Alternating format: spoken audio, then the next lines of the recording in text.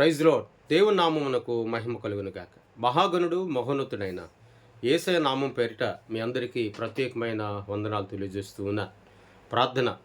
ప్రియ పరలోకపు తండ్రి, పరిశుద్ధాత్ముడా నీకు స్తోత్రాలు. ఈ ఉదయకాల సమయమందు నీ వాక్యమును మేము జ్ఞాపకం చేసుకొనగలిగే కృపను మాకు దయచేయమని యేసయ్య నామమును అడుగుచున్నాము తండ్రి. ఆమె దేవుని వాక్యంలోనికి మనం వెళ్దాం. ఆదికాండం 27వ అధ్యాయం 29వ వచనాన్ని చదువుకుందాం. నిన్ను దీవించువారు దీవించబడుదురుగాక అని వ్రాయబడి ఉంది. ఈ వాగ్దానం ఈ ఉదయకాల సమయాన మన జీవితాల్లో నీరు కట్టి ఫలించునుగాక.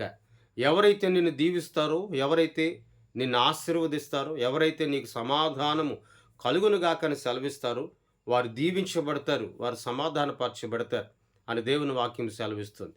నిన్ను నన్ను కూడా దీవించువారు వారు ఎలాంటి వారై ఉన్నారు అంటే, దేవుని మహిమను పరలోకము నుండి దిగువచ్చుచున్నటువంటి శ్రేష్టమైనటువంటి దేవుని సన్నిధిని నిత్యము కూడా వారు అనుభవిస్తూ ఉన్నారు. ఆనాడు బాలాకు బిలామును పిలువనంపించి ఇశ్రాయేలుని శపించుము, లేక వారి కొరకు సకురుము చెప్పుము అని చెప్పి బాలాకు కబురు పెట్టినట్లుగా లేఖనాల సంఖ్యాకాండంలో చెప్పబడుతుంది. కానీ అక్కడ వ్రాయబడి ఉన్న మాట, బిలాము ఏ మాట అయితే పలికి ఉన్నాడో, బిలాము ఏ వచనం అయితే పలికి ఉన్నాడో, బిలాము ఏ వాక్ అయితే పలికి ఉన్నాడో ఆ వాక్కులన్నీ కూడా దీవెనకరముగా దేవుడు మార్చాడు. అబ్రహాంతో కూడా ఆదికాండం 12వ అధ్యాయంలో రాయబడిన మార్చారు. నిన్ను దీవించేవారు దీవించబడదురు అన్నాడు. నిజమే, నిన్నెవరైతే దీవిస్తారో, నిన్నెవరైతే ఆశీర్వదిస్తారో వారందరికీ కూడా సమృద్ధికరమైన దీవెన కలుగుతుంది. ప్రియ దేవుని బిడ్డ, ఈ ఉదయకాల సమయాన నీవును నీ ఇంటివారును కూడా క్రీస్తు ప్రభులు వారు నీ కొరకు ఏర్పరిచి ఉన్న, క్రీస్తు ప్రభులు వారు నీ కొరకు అనుగ్రహించుచున్నటువంటి దేవుని సన్నిధిని నిత్యము కూడా నీవు అనుభవించాలి అంటే నా దేవుని కృప ద్వారా నువ్వు నడిపించబడాలి. నీ జీవితంలో దీవుని కొరకు ఎదురు చూస్తున్నావేమో, నీ జీవితంలో సమృద్ధి కొరకు ఎదురు చూస్తున్నావేమో, నీ జీవితంలో శ్రేష్టమైనటువంటి కార్యాల కొరకు ఎదురు చూస్తున్నావేమో, అయితే దేవుని వైపు చూడు. ఆయన నిన్ను దీవించుటకు సిద్ధముగా ఉన్నాడు.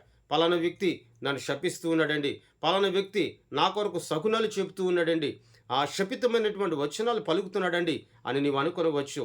ఎవరైతే నిన్ను శపిస్తున్నారో, ఎవరైతే నీ కొరకు రకరకాలైన హేళనకరమైన మాటలు మాట్లాడుతున్నాడో వారి మధ్యనే నా దేవుడు నీకు ఘనత కలుగు చేయడానికి సిద్ధముగా ఉన్నాడు. మరి ఉదయకాల సమయాన నీ జీవితాన్ని దేవుని చేతులకు అప్పగిస్తున్నావా? ఇతరులను నీవు దీవించగలిగే అనుభూతి నీలో ఉందా? ఇతరులను దీవించగలిగే స్వభావం నీలో ఉందా?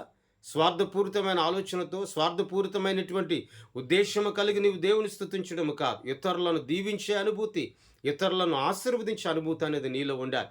అందుకే అక్కడ అంటాడు, నిన్ను దీవించేవారు, ఆ పై మాట నిన్ను శపించేవారు శపించబడతారు, నిన్ను దీవించేవారు దీవించబడతారు. నిజమే, దీవెన సమృద్ధిగా ఇచ్చే దేవుడు ఎల్లప్పుడూ నీకు తోడై ఉన్నాడు. ఆయన మార్గంలో నడిపించబడు, ఆయన నామము ద్వారా నీవు దీవించబడతావు. ప్రార్థన. ప్రియ పరలోకపు తండ్రి, నీకు స్తోత్రాలయ్య. ఆశ్చర్యకరుడా నీకు వందనాలు. ఆశ్చర్యకరమైన నీ కృప ద్వారా ఈ దినము వరకు ప్రభు నీవు మాకు తోడయుండి ఆదరించి బలపరిచినందుకే స్తోత్రాలు. తోడయుండండి. వినిన ప్రతి మాట మా హృదయాల్లో నీరు కట్టి ఫలింపు చేయమని, మహిమ ఘనత మీరే పొందమని యేసయ్య నామమున అడుగుచున్నాము తండ్రి.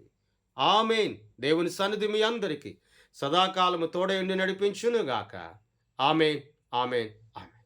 మీ అందరికీ వందనాలు.